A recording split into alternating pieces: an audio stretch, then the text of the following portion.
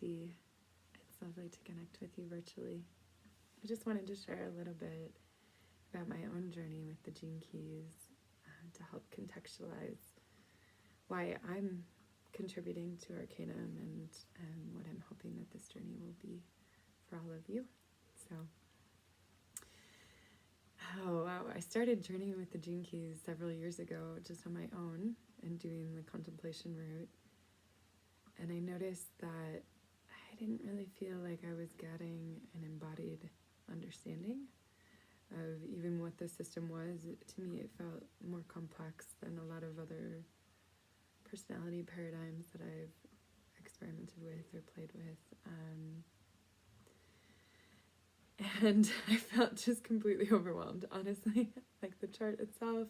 And then I went through the book and I read all of my separate Gene Keys, and then there wasn't really information about what each of the spheres were, or at least not without accessing some of the online programming. And so I just didn't really take it any deeper.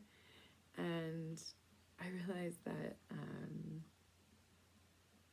I didn't feel as though I had like an access point. And so when I was living in Samothrace with Michèle and Lena, Michèle was guiding us through a more in-depth, like 1 month intensive on the Gene Keys,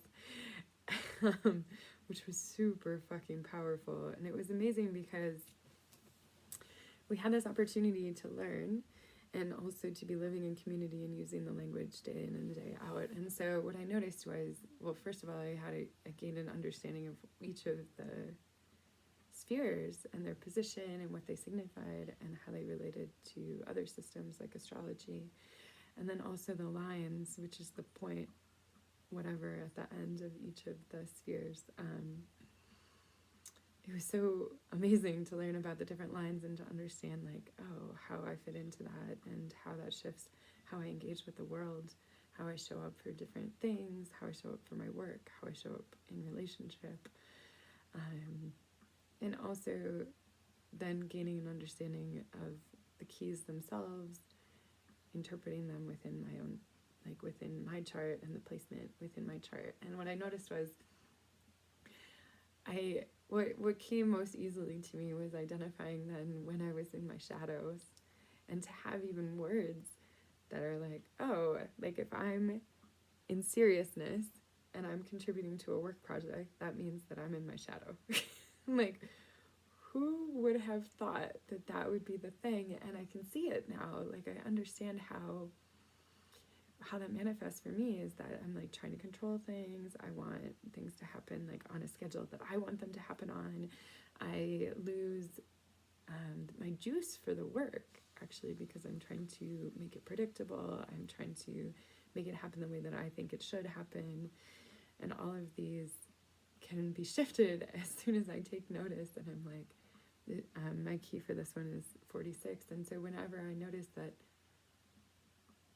if I just shift back into delight and the ecstasy of contributing and the joy of like bringing my gifts to the world and contributing, being of service, as soon as I shift into that, then it's like everything flows very easily. And I can work much better in a small group setting when I'm in that energy and not in this dark energy of grasping. And so those were some of the major inklings that I had. And then also like, just to even realize that how different the things that I thought that I needed to pay attention to for my own growth were than like what they actually are. That's not super articulate, but just this feeling like, okay, I might think that X, Y, or Z is very important to my growth. And then as soon as I look at this chart, I'm like, oh, but actually this comes more easily to me. It's much more a state of natural being for me.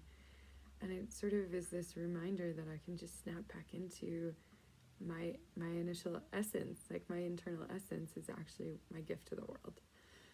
And so the more that I can stay on track with the being rather than trying to be or the efforting, the better off, like everything will just flow much more easily. So that's part of that's part of what this contemplation and this inquiry has been for me. And I feel like the reason that we're offering this in community is because we learn so much from discussing these things with each other, whether it's like talking to people who have the same keys as you, or talking to people who have spheres that have the same line, or if there's like just similar patterning in the ways.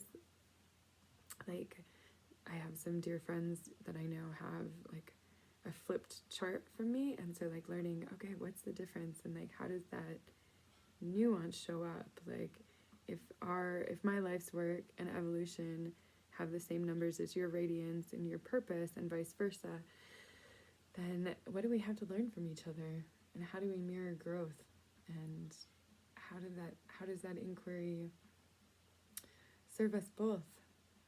And I think this opportunity is so beautiful because it feels like we're going to also work with the body. We're going to work on like actually integrating this wisdom into our daily lives through a year of support. I can't imagine anything I'd rather do. Like, I can just notice like the things that I've learned even in this short period of like intensively looking at this for about a month and a half, as opposed to like 3 years of sitting with this on my own and feeling like, oh wow, like just feeling like things weren't even moving. It just feels like a gift. So I'm excited to be holding this container. I'm excited to be working with you and holding the space for the harvesting of the insights and the wisdom that we're gaining together through the course of each month. And yeah, just delighted to invite you in. And I hope that you'll consider joining us.